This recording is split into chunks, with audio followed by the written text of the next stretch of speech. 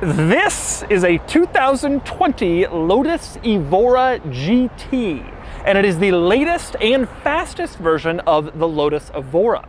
Now, I recently reviewed the Lotus Evora 400, which was the previous fastest version of the Lotus Evora, but now the GT has arrived, and today I'm going to review it.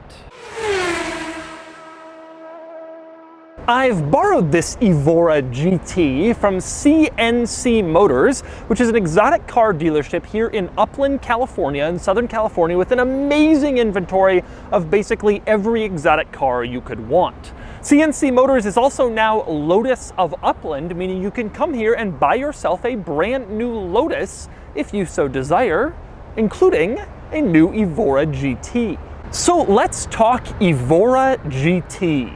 Now, this thing looks like all of the other Evora models, but it's been subtly updated and improved to turn it into the GT.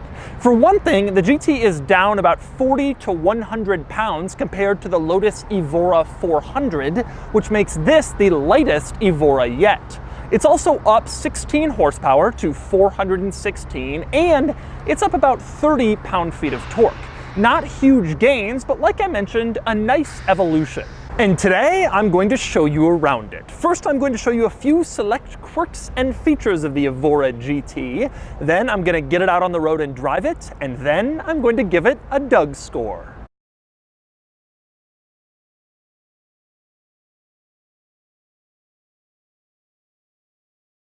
Alright, I'm going to start off a few interesting quirks and features of the Evora on the inside, and specifically with something unusual that happens when you turn it on. This little blue icon appears in the gauge cluster. I was thinking something was wrong, but actually that icon is there to let you know that the car hasn't warmed up yet, so don't go doing anything crazy. Apparently Mazdas and Subarus also have this little blue icon at startup, just to make sure you're aware that the engine is still cold. And next up, another interesting item in the Evora is the infotainment system. If you look at it, you can see it looks like an aftermarket Alpine head unit like you buy from a stereo shop for some other car, but this is the factory infotainment system in the Evora. You can see the plastic is still on it. Now, you may think it's crazy to have this like aftermarket looking head unit in a car that costs almost $120,000, but this infotainment system supports Android Auto and Apple CarPlay, which is exactly what you want if you're buying like a nice, modern, expensive sports car. And next up, moving down from the infotainment system, I have to say I absolutely love the look of the climate controls, which are in the center control stack. You have these three dials mounted one after the other, and I think they all look really, really cool. Lotus somehow found a way to make even climate controls look like sporty and fun and exciting. And speaking of the controls, if you go above the infotainment screen, you can see there are several buttons up there, one of which has an exhaust on it. If you press that, it turns on the sport exhaust, and it makes a surprisingly big difference. Take a listen with the sport exhaust.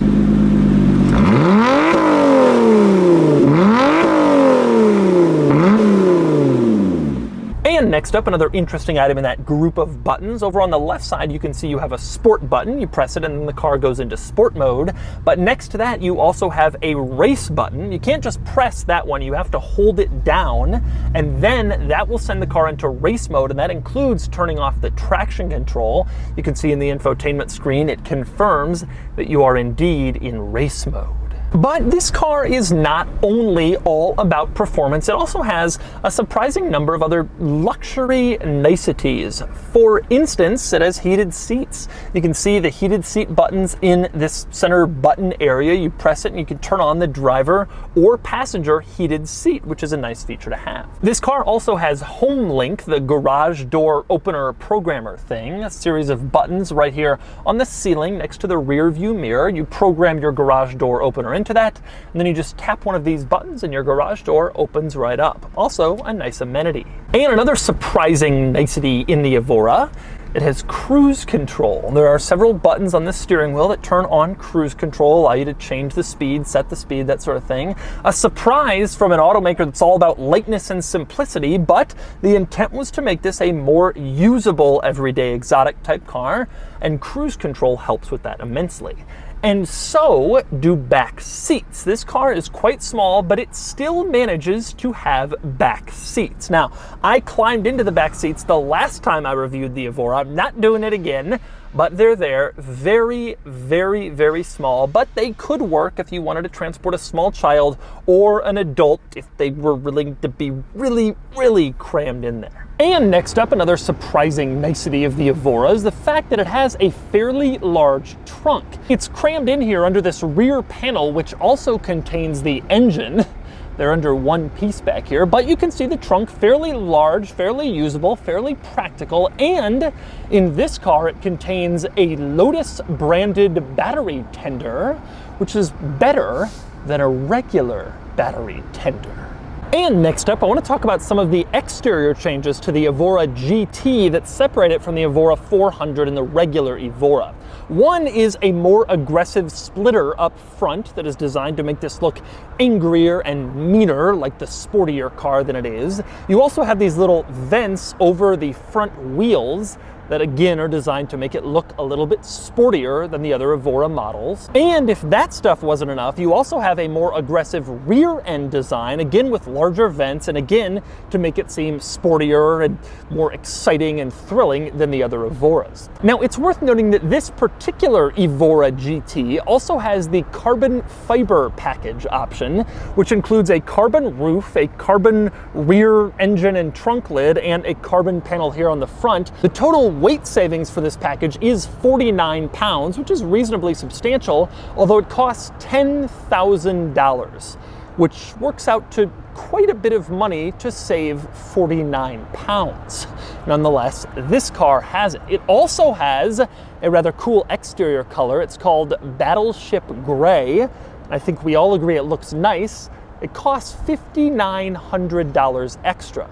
Does it look $5,900 nice? That's up for debate. All right, driving the Evora GT. Now the GT is just coming out, and Lotus of Upland, CNC here, says they have a bunch more coming with some different configurations. All right, going up an on-ramp here, this thing has a lot of power. It feels really, really, really quick. Way, way quicker than you would expect given the 416 horsepower. Not that big of a number anymore. Camry has 300 these days. But this is not a very heavy car, and they do a great job of communicating, putting the power to the ground and communicating the speed. Like, it just feels really, really quick. The interior in this car is certainly not as nice as the interior in like a Cayman or something of that variety. But it is worth noting that it is still pretty nice. You have Alcantara everywhere, dashboard, steering wheel, seats, they all look nice. Surprisingly so, more than I would expect for Lotus. It seems each iteration of this car gets just a little bit sort of nicer. You definitely hear more than you would in a Cayman or a 911. You hear more of the road, you feel more of the road. Definitely is not as muted, as luxurious as one of those cars. Sitting at a stoplight, it feels pretty reasonable and normal. It has a nice interior. The seats are quite comfortable in here, and I do have a pretty good amount of room. The climate control does a great job of cooling the cabin. Very, very hot day today here, and it has no problem. It does well. Again, not as nice in here. The center console, not as nice as the leather stuff you get in Porsches. The gauge cluster, you know, no screen in there except for some black and white kind of pixel displays. It just isn't as modern as some of its rivals. But I do think it drives really, really nicely. But as four-seat cars go, it is a lot of fun to drive. It has an enormous nimbleness to it that you really don't get in a Cayman or a 911. To me, those cars feel bigger and more like luxury cars. This one still has sort of the feel of a true kind of old school sports car that can just be tossed around and really affected. You turn the steering wheel, you shift the gears, you really feel like you're doing it all. If I were to sum up my thinking about the driving experience of this versus other things that people would consider at this price point, what I would say is that I think this drives sportier. A 911 is probably a more complete package, or a Cayman GTS. They're probably more complete packages, more luxury, better tech. But this car is just a little bit more nimble, a little bit sportier, a little bit more thrilling. It also feels faster. The sensation of speed makes you think you're going faster. The sound is better. it has some of those benefits, but you also are putting up with a not as nice interior, a brand that obviously doesn't have the, you know, the global awareness and network that Porsche does. So you're taking some compromises, but for people who are looking at Porsches that are maybe $80, $90, $100,000, they're like, you know, it's just not sporty enough, I want more thrill. That is exactly who this car is aimed at. And also people who want something maybe a little bit more unique or special, since Porsches have gotten so common. And so that's the Lotus Evora GT. This is an excellent car, hampered only by its price tag. The sticker price of this one is around $117,000, which is a lot of money in the era of Porsches and BMW M cars and many others. But it really is fantastic, and it's certainly the best Evora yet. And now it's time to give this car a Doug score. And the Doug score is here. Not surprisingly, the Evora GT is basically equal to the Evora 400, except the acceleration score bumps up just slightly because it does 0 to 60 in 3.8 seconds, which is just quick enough for an extra point. Otherwise, everything is the same. This is a great car for people who want a little more excitement and a little more rarity than a Porsche, an M4, or even a Nissan GTR. I just wish the Evora was cheaper.